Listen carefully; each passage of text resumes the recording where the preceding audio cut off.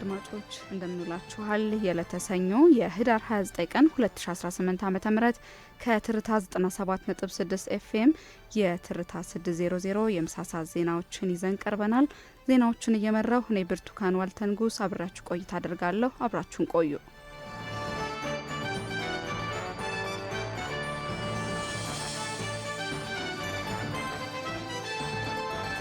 በቅድሚያ የሀገር ውስጥ ዜና። የብሔር ብሔረሰቦችና ህዝቦች ቀን ህገ መንግስታዊ ቃል ኪዳናችንን የምናድስበትና የብዝሃነታችንን አቅም የምናልቅበት ቀን ነው ሲል የመንግስት ኮሚኒኬሽን አገልግሎት ገለጸ። አገልግሎቱ በዓሉን አስመልክቶ ትላንት ባወጣው መግለጫ ኢትዮጵያ በብዙ መልኩ የሚገለጽ ብዝሃነት ባለቤት መሆኗን በመጥቀስ ይህንን ብዝሃነቷን እንደ እሴት የምታዳብርበት፣ እሴቱን ወደ መፈጸም አቅም የምትለውጥበት ህገ መንግስታዊ ስርዓት ባለቤትም እንደሆነች አመልክቷል። ለዚህም ነው የጋራ የቃል ኪዳን ሰነድ በሆነው ህገ መንግስታችን አንድ የጋራ የፖለቲካ እንዲሁም የኢኮኖሚ ማህበረሰብ ለመገንባት በነጻ ፈቃዳችን የተስማማ ነው ብሏል። የመንግስት ኮሚኒኬሽን በመግለጫው ምንም እንኳን የስርዓተ መንግስት ታሪካችን በርካታ ሺህ ዓመታትን ቢያስቆጥርም ህገ መንግስታዊ ልምዳችን ግን በበቂ ያልዳበረ ከአንድ ክፍለ ዘመን ያልተሻገረ ነው። ለዚህም ነው የዲሞክራሲያዊ ስርዓት ግንባታ ሂደታችን በምንሻው ልክ ያልጎለበተው ሲልም ጠቅሷል። ኢትዮጵያውያን ባህላቸውን፣ ትውፊታቸውን፣ ማንነታቸውን፣ መሻታቸውን የሚያስታውቁበት ስርዓት በህገ መንግስታችን እውን የሆነበትን ህዳር 29 ቀን በየዓመቱ በልዩ ልዩ ሁነቶች እያከበር ነው የእርስ በርስ ትውውቃችንን እያጠናከርንበትና የበለጠ አንድነታችንን እያዳበርንበት እንገኛለን ብለዋል የመንግስት ኮሚኒኬሽን በሰጠው መግለጫ።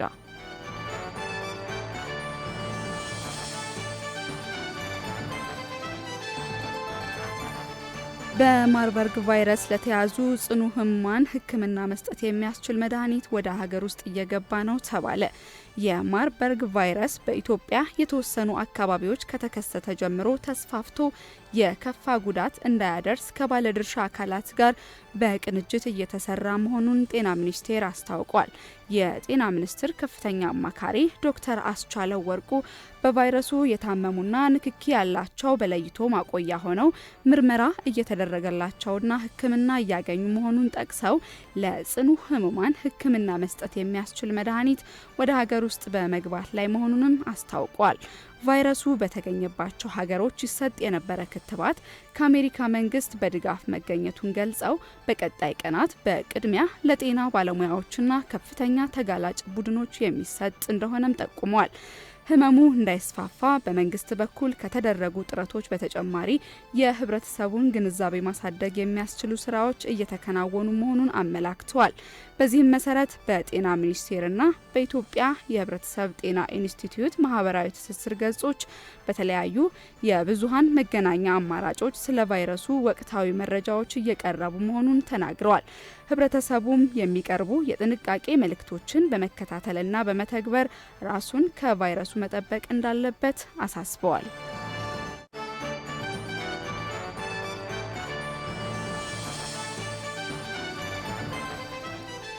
በስራ መግቢያና መውጫ ሰዓት በልዩ ሁኔታ ለተፈቀደላቸው ተቋማት ብቻ በቴክኖሎጂ የተደገፈ የከባድ ተሽከርካሪዎች የመንቀሳቀሻ ፍቃድ እየሰጠ እንደሚገኝ የአዲስ አበባ ትራፊክ ማኔጅመንት ባለስልጣን ገለጸ። በሐሰተኛ ሰነድ የሚገለገሉትንም ተጠያቂ እያደረገ መሆኑንም አስታውቋል። የአዲስ አበባ ትራፊክ ማኔጅመንት ባለስልጣን የትራፊክ መቆጣጠሪያ ቴክኖሎጂ ዳይሬክቶሬት ነጻነት በቀለ በቴክኖሎጂ የተደገፈ የከባድ ተሽከርካሪዎች መንቀሳቀሻ ፈቃድ በልዩ ሁኔታ ለተፈቀደላቸው ተቋማት ብቻ እየሰጠ እንደሚገኝ ገልጿል። በተቋሙ የሚሰጠው የከባድ መኪና የመንቀሳቀሻ ፈቃድ በቴክኖሎጂ የተደገፈ በጉግል ሺትና በኪውአር ኮድ አማካኝነት የሚዘጋጅ መሆኑንም አስታውቋል። በስራ መግቢያና መውጫ ሰዓት የከባድ መኪና የመንቀሳቀሻ ፍቃድ ለጠየቀ ሁሉ የሚሰጥ ሳይሆን ከተማ አስተዳደሩ እያሰራቸው ላሉ የልማት ስራዎች እንደ ኮሪደር ልማት፣ የጫካ ፕሮጀክት እንዲሁም ለአዲስ አበባ መንገዶች ባለስልጣን ውሃና ፍሳሽ የአበባ የስጋና እንጀራ ኤክስፖርት ለሚያደርጉ በኢንዱስትሪ ሚኒስቴር በኩል ፍቃድ ላላቸው ተቋማት ብቻ የሚፈቀድ እንደሆነም ተናግረዋል። ይሁን እንጂ ከቅርብ ጊዜ ወዲህ ተመሳስሎ በተሰራ ቴክኖሎጂ በመጠቀም ሀሰተኛ የመንቀሳቀሻ ፈቃድ ሰነድ የሚያሰሩ አካላት እንዳሉ ጠቅሰው በዚሁ ተግባር ሲንቀሳቀሱ የነበሩ ግለሰቦች በመስክ ክትትል እንደተደረሰባቸውም ተናግረዋል። በተያያዘም በበጀት ዓመቱ የተሽከርካሪ መስታወት ማጥቆሪያ ስቲከር ፍቃድ አገልግሎት ወደ ትራንስፖርትና ሎጂስቲክስ ሚኒስቴር እንደተዛወረ እየታወቀ በባለስልጣን መስሪያ ቤቱ የፍቃድ አገልግሎቱ እየተሰጠ እንደሚገኝና ሰነዱም ከተቋሙ እንደወጣ አስመስለው ሲገለገሉ የተገኙ ግለሰቦች ለሕግ አካል ተላልፈዋል ብለዋል። ህብረተሰቡም የሚፈልገውን መረጃ ከተቋሙ በመውሰድ ካላስፈላጊ ወጪ እንዲቆጠብና ከወንጀልም እንዲርቅ ማሳሰባቸውን ትርታ ከአዲስ አበባ ትራፊክ ማኔጅመንት ባለስልጣን ሰምቷል።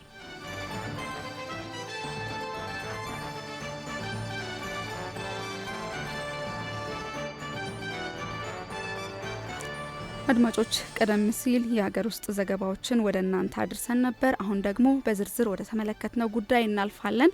ባልደረባችን አህመዲን ሸረፋ በወሳኝ ኩነቶች ምዝገባ ላይ ዝርዝር መረጃውን አዘጋጅቶታል፣ እንደሚከተለው ይቀርባል። እጅግ አስፈላጊና ወሳኝ የሚባሉ የህይወት ክስተቶች ምዝገባን በተመለከተ ዜጎች ያላቸው ባህል እንደ ሀገር ያደገ እንዳልሆነ ባለሙያዎች ይናገራሉ። በሰው ልጅ ህይወት ውስጥ ልደትና ሞት እንዲሁም ጋብቻና ፍቺ የሰው ልጅ ህይወት ምዕራፋቸው የሚጀምርባቸው የሚጠናቀቅባቸውና የሚያልፍባቸው የህይወት ወሳኝ ኩነቶች ናቸው። የወሳኝ ኩነት ምዝገባ ስራ በአንድ ሀገር ዜጎች ላይ ከልደት እስከ ህልፈት ህይወት የሚከሰቱ ወሳኝ የተባሉትን በዋነኛነት የልደት፣ የጋብቻ፣ የፍቺና የሞት ክስተቶችን በወቅቱ በዘገየና ጊዜ ገደቡ ባለፈበት በሚል የመመዝገብና የማከማቸት እንዲሁም በዋነኛነት ለህግ፣ ለአስተዳደርና ለስታቲስቲክስ ስራ መረጃ ፍላጎት የማቅረብ ተግባራትን በሲቪል ምዝገባና የነዋሪነት አገልግሎት ኤጀንሲ ከሚከናወኑ ተግባራት መካከል በዋነኛነት የሚጠቀሱ ናቸው። ለመሆኑ የዜጎች የወሳኝ ኩነት ምዝገባ በወቅቱ አለመመዝገብ የሚኖረው ተጽዕኖ እንዴት ይገለጻል ስንል ሲቪል ምዝገባና የነዋሪነት አገልግሎት ምክትል ዋና ዳይሬክተር የሆኑትን ጥጋቡ ሽመይን ጠይቀናቸው በሰጡት ምላሽ ከፍተኛ የሆነ አስተዳደራዊ ስራዎች ላይ ክፍተት እንደሚያሳድር ያስረዳሉ። ምሳሌ ህፃናት ከተወለዱ በወቅቱ ካልተመዘገቡ በመንግስት እቅድ ላይ ቀደም ያልከው የክትባት፣ የጤና፣ የትምህርት ቤት ጉዳይ ትምህርት ቤት እኮ መስፋፋት አለበት። ቁጥር ሲታወቅ ነው ትምህርት የሚስፋፋው። የመምህራን ብዛት የሚወሰነው ዩኒቨርሲቲዎቻችን እንዲሰፉ የተለያዩ ነገሮች የሚደረጉት ከነዚህ መነሻ ተደርገው ስለሆነ ለነዚህም አይውልም። ስለዚህ በወቅቱ በተመዘገቡት እቅድ ላይ ነው ሌሎቹ ደግሞ የሚሻሙት ማለት ነው። እና ስለዚህ ይሄ ነው ሳይንሳዊ ትርጉሙ የሚኖረውና በወቅቱ መመዝገብ አለባቸው። ሌሎች ሀገራት ዓለም የሚበልጡን አንድ ዜጋ ልጅ ከወለደ ልጁን በወቅቱ የማስመዘግብ ወላጅ እንደ ወላጅ አይቆጠርም። ፕራዮሪቲ ነምበር 1 ቅድም እንዳልከው የማስመዝገብ በመንግስት እንዲታወቅ የማድረግ ፕራዮሪቲ ነምበር 1 ተግባር ነው። የአንድ ወላጅ ቅድሚያ ሰጥቶ እንትን የሚለው ልጁን በመንግስት እንዲታወቅ ማድረግ ነው። ምክንያቱም የልደት ሰርቲፊኬት ማለት ለሁሉም መነሻ ስሙ፣ እድሜው፣ እንዴት ተወለደ፣ ማን ነው ወላጁ፣ እናቱ ማን ነው፣ አባቱ ማን ነው፣ እናቱ ዜግነቷ ምንድናት፣ አባቱ ዜግነቱ ምንድነው የሚሉ ነገሮች በሙሉ የያዘው ልደት ሰርቲፊኬት ላይ ነው። የተጀመረው የወሳኝ ኩነት ምዝገባዎችን በማዘመንና ግንዛቤ ስራዎችን በመስራት ህብረተሰቡ የአገልግሎቱን አስፈላጊነት ተረድቶ በመጠቀም ገና ብዙ መስራትን የሚጠይቅ ተግባራት እንደሆነ የሚገልጹት ኃላፊው፣ ሆነም በአጠቃላይ የወሳኝ ኩነት ምዝገባን ዘርፈ ብዙ ጠቀሜታ በአግባቡ በመረዳት ሁሉም የድርሻውን ሊወጣ እንደሚገባ ጠቅሰው ይህም የሁሉንም ዜጋ የጋራ ጥረትና ተሳትፎ የሚጠይቅ ተግባራት በመሆኑ ትኩረት ሊሰጠው ይገባል ሲሉም መልእክታቸውን አስተላልፈዋል።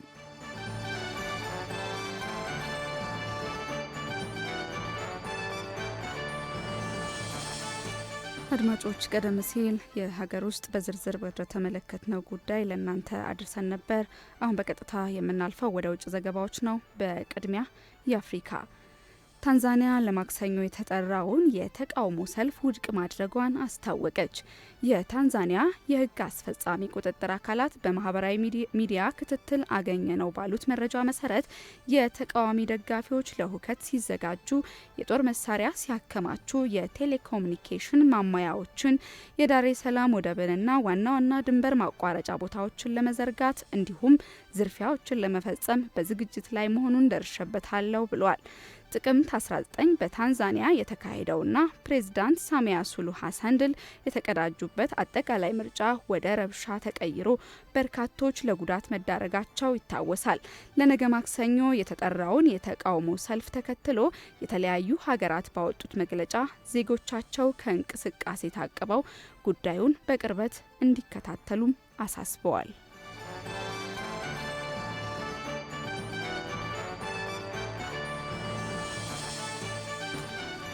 በኢንዶኔዥያ በደረሰ የጎርፍ አደጋ ከ900 ሰዎች በላይ መሞታቸው ተሰማ። በኢንዶኔዥያ በቅርቡ በደረሰው የጎርፍ አደጋ ምክንያት የሞቱት ሰዎች ቁጥር ከ900 በላይ ሰዎች ሲሆኑ በመቶዎች የሚቆጠሩት ደግሞ ደብዛቸው መጥፋቱም ተሰምቷል። በኢንዶኔዥያ የደረሰው የጎርፍ አደጋ በቅርብ ሳምንታት ውስጥ የእስያ አህጉርን ካጠቁ በርካታ የአየር ሁኔታ ክስተቶች አንዱ ሲሆን በስሪላንካ፣ በታይላንድ፣ በማሌዥያና በሌሎችም የሟቾች ቁጥር ወደ 2000 መድረሱ ነው የተነገረው። የዘገበው ቢቢሲ ነው።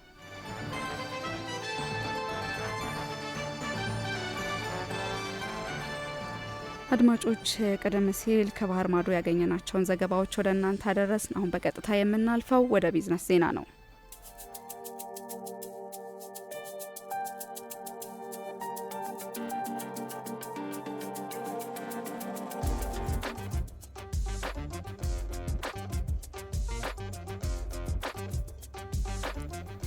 የካሜሩን ቴሌኮሙኒኬሽን እና ኢትዮ ቴሌኮም በካሜሩን የዲጂታል ትራንስፎርሜሽንን ማፋጠን የሚያስችል የኮንትራት ስምምነት ተፈራረሙ።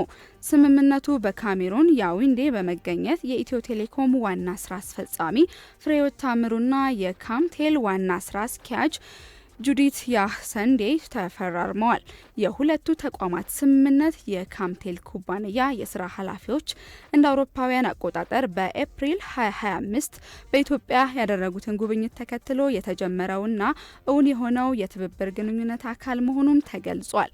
በወቅቱም የካምቴል አመራሮች ኢትዮ ቴሌኮም የዲጂታል ኢትዮጵያ ሀገራዊ አጀንዳን በማፋጠን ረገድ የተጫወተውን ወሳኝ ሚና በመመልከት በካሜሩን ተመሳሳይ ዲጂታል ስኬቶችን ለመተግበር ፍላጎታቸውን ገልጸው ነበር። የካምቴል ስትራቴጂካዊ ዓላማም የመንግስት አገልግሎቶችን ወደ ዲጂታል መቀየር፣ አካታች የዲጂታል ፋይናንስ መፍትሄዎችን እውን ማድረግና የገመድ አልባ ኔትወርክን ማዘመንን ያካተተ መሆኑን ኢትዮ ቴሌኮም ለመገናኛ ብዙሃን የላከው መረጃ ጠቅሷል። ይህንን ራዕዩን ለማሳካትም ካምቴል ኢትዮ ቴሌኮምን ስትራቴጂካዊ አጋር ባደረገበት የትብብር ማዕቀፍ አማካኝነት የካሜሩንን የለውጥ ጉዞ ለማገዝና የካምቴል ግቦችን ለማሳካት ከፍተኛ የአማካሪነት አገልግሎትና የልምድ ልውውጥ ተሞክሮችን በማቅረብ በዘርፉ አብሮ የመስራት እድልን ያመቻቻልም ተብሏል። ይህም ስምምነት በዋናነት የሞባይል ገንዘብ ኢኖቬሽን፣ የፋይናንስ ተደራሽነትን ለማሳደግ በብሉ መኒ የኤሌክትሮኒክስ ክፍያ አገልግሎት በጋራ መስራትን ጨምሮ የህዝብ አገልግሎቶችን ዲጂታል ማድረግና ብሔራዊ የመንግስት ክላውድ እንዲቋቋም መደገፍን ያካትታል። በተጨማሪም የአራተኛውና አምስተኛው ትውልድ ኔትወርክና አዳዲስ መፍትሄዎችን ማቅረብ የሚያስችል ስትራቴጂያዊ ድጋፍን ጨምሮ ተቋማዊ ለውጥን በዋናነት የመረጃ ስርዓትን በማዘመን ደንበኛ ተኮር ባህልን በማጎልበት ረገድ ድጋፍ በማድረግ የካምቴልን ተቋማዊ ሽግግር ማገዝ መሆኑን ተገልጿል። ስምምነቱም ካምቴል የካሜሩንን ዲጂታላይዜሽን በማፋጠን አካታች ኢኮኖሚ የመገንባት አቅሙን ሊያጎለብት፣ ኢትዮ ቴሌኮም ቀጣዩ አድማስ ዲጂታልና ከዚያም ባሻገር 2028 ስትራቴጂ መሰረት ከአፍሪካዊ ኦፕሬተሮች ጋር በአጋርነት የዲጂታል አፍሪካን ጉዞ ለማፋጠንና ድንበር ተሻጋሪ አገልግሎት መስጠት የሚያስችል አዲስ ታሪካዊ ምዕራፍም ነው።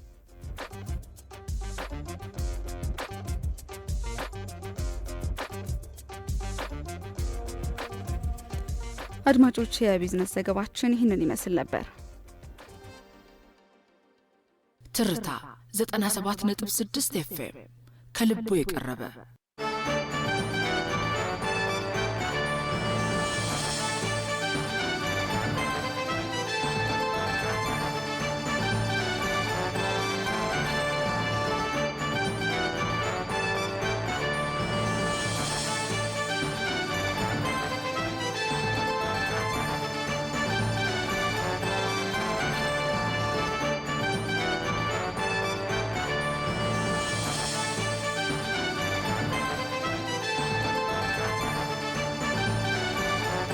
አድማጮቻችን የትርታ 600 የምሳሳ ዜናዎች አዳመጣችኋቸውን ይመስሉ ነበር።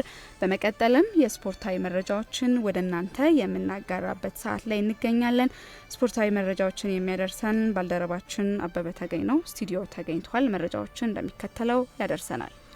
አመሰግናለሁ ብርቱካን። እንደምናላችሁ አድማጮች ከሀገር ውስጥ የስፖርት መረጃዎች ስንጀምር የኢትዮጵያ ሴቶች ፕሪሚየር ሊግ 11ኛ ሳምንት ዛሬ በአበበ ቢቂላ ስቴዲየም 4 ሰዓት ተደርጎ ነበር። አዳማ ከተማ ከአዲስ አበባ ከተማ ያደረጉት ጨዋታ ያለምንም ግብ 0-0 በሆነ ውጤት ተጠናቋል። ወደ ሌላኛው የሀገር ውስጥ መረጃችን ስናልፍ ከህዳር 25 እስከ 28 ሲደረግ የነበረው የፔፕሲ የአዲስ አበባ ክለቦች አቋም መለኪያ ውድድር ትላንትና ፍጻሜውን አግኝቷል። በዚህም መቻል ክለብ በበላይነት ነው ያጠናቀቀው። በመጨረሻ ቀን የተካሄዱ ውድድሮች ውጤትን ለማስታወስ ያክል ምርኩዝ ላይ በወንዶች አንደኛ አበራ ለሙ ከመቻል፣ ሙሉቀን ኃይሌ ከመቻል እንዲሁም አንመው መላኩ 1 እስከ 3 ያለውን ደረጃ ይዘዋል።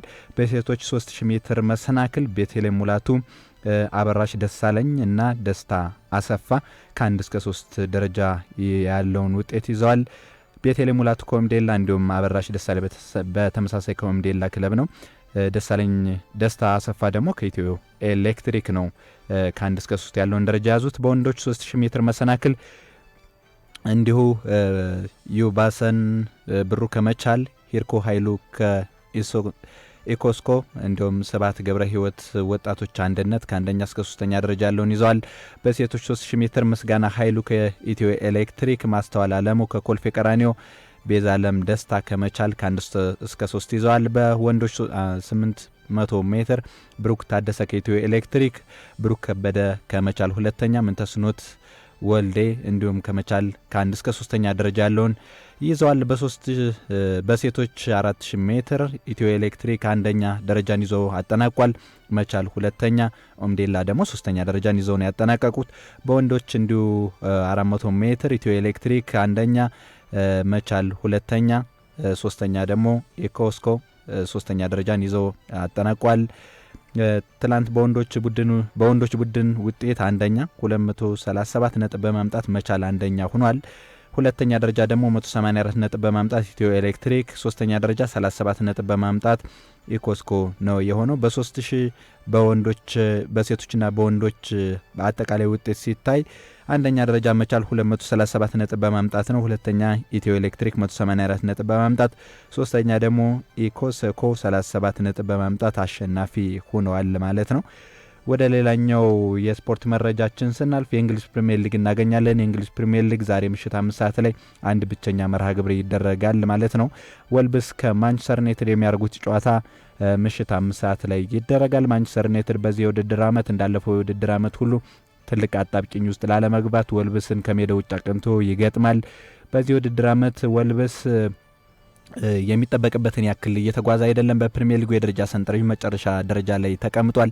የመውረድ ስጋት ያለበት ወልብስ በሜዳው ማንቸስተር ዩናይትድን ያስተናግዳል። 2 ጨዋታ ብቻ ነው እስካሁን 2 ነጥብ ባደረጋቸው ጨዋታዎች 2 ጨዋታዎች ላይ ነበር አቻ ውጤት ተለያይቶ 2 ነጥብ ያዘው። ሌሎችም በሙሉ በሽንፈት ነው ያደረገው። ከ14 ጨዋታዎች 12ቱን በሽንፈት አጠናቋል።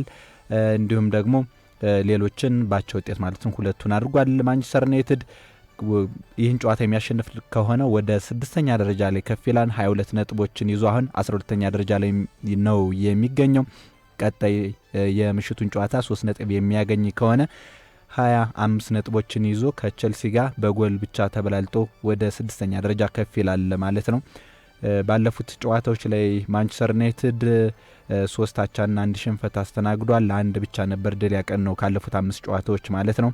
ሌላኛው ጨዋታ የስፔን ላሊጋን ስንመለከት ስፔን ላሊጋ ሊቫንቴ ከአሷሱና የሚያደርጉት የ5 ሰዓት መርሃ ግብር ብቸኛው ነው። በስፔን ላሊጋ መርሃ ግብር በጣሊያን ሴሬ እንዶ ፒሳ ከፓርማ፣ ዩዲኒዜ ከጁኖዋ፣ ቶሪኖ ከኤሲ ሚላን የሚደረጉ የምሽት መርሃ ግብሮች ናቸው። ቀን 11 ሰዓት ላይ ፒሳ ከፓርማ በጣሊያን ሴሬ ጨዋታዎችን ሲያደርጉ ምሽት 2 ሰዓት ላይ ደግሞ ዩዲኒዜ ከጁኖዋ ያደርጋሉ ጨዋታቸውን። 4 ሰዓት ከ45 ላይ ቶሪኒዮ ከኤሲ ሚላን ጨዋታቸውን የሚያደርጉ ነው የሚሆነው። ሳላህ ወደ ጣሊያን ላይጓዝ ይችላል ተብሏል። በቀጣይ ሊቨርፑል ከኤሲ ሚላን ጋር ለሚያደርገው የሻምፒዮንስ ሊግ ግጥሚያ ሳላህ ከክለቡና ከአሰልጣኝ አርኔ ስሎት ጋር ካለው አለመስማማት ጋር ተይዞና ቋሚ የመሰለፍ ዕድል አለማግኘቱ ጋር ተይዞ ለጋዜጠኞች ከሰጠው አስተያየት በኋላ ትልቅ አጣብቂኝ ውስጥ እንደገቡና በሊቨርፑል ቤት ያለው ቆይታ አጠራጣሪ የሆነ መጥቷል። በተለይም ደግሞ ከዚህ አስተያየት በኋላ ሳላህ በክለቡ ያለው እምነታና ክለቡ የገባለትን ቃል እንዳልፈጸመለት ሲገልጽ ቆይቷል። መሐመድ ሳላህ ከኢንተር ሚላን ለሚገጥም የሚጓዘው ሊቨርፑል ስብስብ ውጭ ሊሆን እንደሚችል ተገልጿል። ሳላህ ከሰጠው ጠንካራ አስተያየት በኋላ ነው እንግዲህ ሊቨርፑሎች በውስጡ በጉዳዩ ላይ ንግግር በማድረግ ላይ እንደሚገኙ ነው የተነገረው። ሳላህ ትላንት ከሳቱ በኋላ ወደ ልምምድ በመመለስ መሳተፉ ተነግሯል። ግን አሁንም ወደ ኢንተር ሚላን ያቀናሉ የሚለው አሁንም አጠራጣሪ ነው። ክለቡ በኢንተር ሚላን ጨዋታ የመሳተፍ ውሳኔም በዛሬው ዕለት ያሳልፋል ተብሎም ይጠበቃል። አሰልጣኝ አርነ ስሎት በበኩላቸው ከኢንተር ሚላን ጨዋታ በፊት ዛሬ ለጋዜጠኞች አስተያየታቸውን ይሰጣሉ ተብሎ ይጠበቃል። የስፖርታዊ መረጃዎችን ከዚህ ጋር እናብቃ። ብርቱካን መልካም አበበ ስቱዲዮ ተገኝተ ስፖርታዊ መረጃዎችን ስላጋራሃን እጅግ እናመሰግናለን። አድማጮች የለተሰኞ የህዳር 29 ቀን 2018 ዓ.ም የትርታ 600 የምሳሳት ዜናዎችና ስፖርታዊ መረጃዎች ያዳምጣችኋቸውን ይመስሉ ነበር። ቀሪ የትርታ መሰናዶች እስከ እኩለ ሌሊት 6 ሰዓት ድረስ መደመጣቸውን ይቀጥላሉ። እኛ ከወዲሁ ተሰናበት። መልካም ቀን ይሁንላችሁ።